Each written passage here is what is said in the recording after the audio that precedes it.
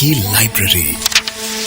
किताबों की दुनिया बहुत खूबसूरत होती है और ये पॉडकास्ट डेडिकेटेड है किताबों की तरफ। मेरा नाम है गिनी। इस पॉडकास्ट का नाम है गिनी की लाइब्रेरी, जहां हम बातें करते हैं किताबों की, उनकी कहानियों की, उनके कैरेक्टर्स की। पर लेडीज एंड जेंटलमैन पूरी कहानी हम कभी नहीं सुनाते, आपका इंटरेस्ट एक किताब में जगाते हैं। तो चलिए शुरुआत करते हैं गिनी की लाइब्रेरी की। गिनी की लाइब्रेरी। आज एक ऐसी ऑथर को लेकर आई हूँ जिन्होंने मेंटल हेल्थ के ऊपर एक किताब लिखी है, not as a doctor but as somebody who's gone through it herself। जब हम बड़े हो रहे थे तो हमारे जहन में कुछ अमीर लोगों के नाम थे, टाटा, बिरला, अंबानी, और उसी में एक नाम था पीरामल्स। पीरामल ग्रुप से ही आती हैं। इनका नाम है अपर्णा पीरामल राजे। She's been fighting with bipolar disorder for the last 20 years, almost 2 decades। और उन्होंने इसके ऊपर एक किताब लिखी है, chemical khichdi, How I Hacked My Mental Health। और आज अपर्णा मेरे स्टूडियो में आई हैं because I just think that possibly Aparna best इंसान है एक्सप्लेन करने के लिए अपनी किताब को, अपने इश्यू को, और क्यों इन्होंने ये किताब लिखी। Aparna, do you want to first explain कि ये सब की शुरुआत कहाँ से हुई? गिनी, मेरी जो कहानी है कि मेरे 20 साल से मैं मेंटल इलनेस से जी रही हूँ।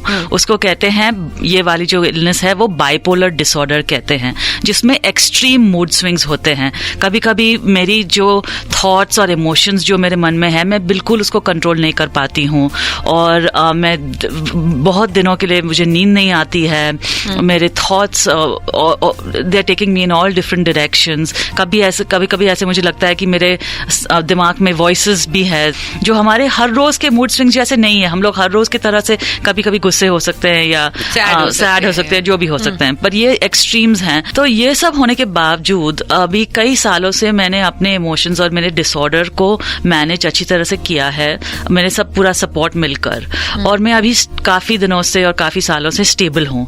तो मैंने सोचा कि मैंने बहुत दिनों से ये कहानी लिखना चाहती हूँ ताकि बाकी जो लोग हैं इसके बारे में कुछ शायद सीख सकते हैं। जब आप ये किताब पढ़ेंगे आप रियलाइज करेंगे आप अपर्णा का पर्सपेक्टिव सुन रहे हैं, उनकी मॉम का पर्सपेक्टिव सुन रहे हैं, उनके डैड का। तो आपने जब ये शुरू किया था, you thought that you will have all of these voices? Actually मैं शुरू से जानना चाहती थी कि मैं सभी जो भी मेरे जिंदगी में मुझे ये इस जर्नी पर थे उनके वॉइसेस करना चाहती हूँ, क्योंकि मैं भी एक्चुअली जर्नलिस्ट हूँ। तो जब भी मैं खुद को सिर्फ मेरी कहानी नहीं बनाना चाहती थी, दूसरों की कहानी को सुनना भी मेरे लिए बहुत जरूरी था। और दूसरी बात मैं सोच रही हूँ कि जैसे मैंने किताब में भी लिखा है, मेंटल हेल्थ एक टीम स्पोर्ट है। ये कोविड या जैसा नहीं है कि देखो आप अपने कमरे में जा सकते हैं और 5 दिन उधर रुको और थोड़ा नेटफ्लिक्स जितना चाहे देखो और फिर आप वापस आ जाओ, ठीक हो जाओगे। ऐसी चीज नहीं है। अगर किसी के फैमिली में किसी के पास कोई भी मेंटल इलनेस जैसे डिप्रेशन, एंजाइटी या कुछ भी स्ट्रेस है, उस तरह की जो बीमारी हो रही है, तो फिर बाकी और लोग भी बहुत अफेक्ट हो जाएंगे, उन पर भी बहुत असर होगा। तो इसीलिए बहुत जरूरी है कि जो केयर गिवर है उनके लिए भी मदद होनी चाहिए, वो एक दूसरे को किस तरह के सपोर्ट कर सकते हैं।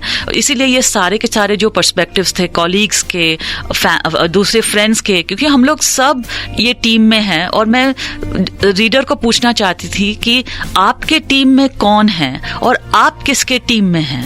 ये बहुत जरूरी है, क्योंकि इट्स नॉट कि मेंटल इलनेस एक ऐसी चीज है जैसे कोविड है, जैसे इन्होंने भी बोला, जिससे आप अकेले जूझ सकते हो। इसके लिए आपको एक टीम की जरूरत है, and you need to ask for help, and you need to be there for people जो इसके साथ जूझ रहे हैं। इतना कुछ इज गोइंग फॉर यू। आपने क्यों लिखी है किताब? ये बात कि आपको बाइपोलर डिसऑर्डर था, एक एक्स नंबर ऑफ लोग जानते थे, to put it out there, how tough was that? आप जो पूछ रहे थे कि मैं पीरामल परिवार से हूँ, अगर मैं नहीं करूंगी तो कौन करेंगे? क्योंकि मेरे पास बहुत कम स्टेक्स है। मेरी परिवार तो मुझे, they are not going to throw me out of a job और throw me out of my family if I do these things. I mean, वो लोग तो बिल्कुल स्वीकार करने के तैयार हैं। हम किस चीज से डरते हैं कि हमारे एम्प्लॉयर, हमारे जो करीब हैं, हमारे फैमिली मेंबर्स, अगर वो लोग स्वीकार नहीं करेंगे तो हम खुद को स्वीकार कैसे कर सकते हैं? पर मेरे लकीली जो ये बहुत, I am very very lucky this, मेरे जो करीब थे वो स्वीकार करने के लिए तैयार थे। तो फिर डर कहाँ से आएगा? I think the biggest problem है कि हम हेल्प पूछने के लिए बहुत झिझकते हैं। हम पूछना नहीं चाहते हैं क्योंकि हम कहना नहीं चाहते हैं कि मेरे साथ कुछ प्रॉब्लम हो रही है, मैं ये खुद नहीं कर पाती हूँ। हम लोग सिखाया जाता है self help is the best help. मैं इस बात से बिल्कुल बिल्कुल बिल्कुल सहमत हूँ। You need to go ask for help. ये फैक्ट है लाइफ का। जब जब हमने लोगों से मदद मांगी है ना, लोग हमारी मदद करते हैं, specially for something like mental health. Trust कीजिए अपने ग्रुप ऑफ पीपल में, बिकॉज इसीलिए तो हम रिलेशनशिप्स बनाते हैं। विश्वास रखिए और उनके साथ ऑनेस्टी से बात कीजिए। कितना मुश्किल होता है एक ऑथर के लिए रेगुलरली वैसे भी एक किताब लिखना और अपनी कंडीशन पे अपनी फैमिली से बात कर कर इतने सारे सवालों के साथ जूझ कर एक किताब लिखना। How long did it take you to write this book? 7 साल से लिखना चाहती थी और मैं पहले 3-4 साल लिख नहीं पाई क्योंकि मेरे ज्यादा मूड स्विंग्स हो रहे थे।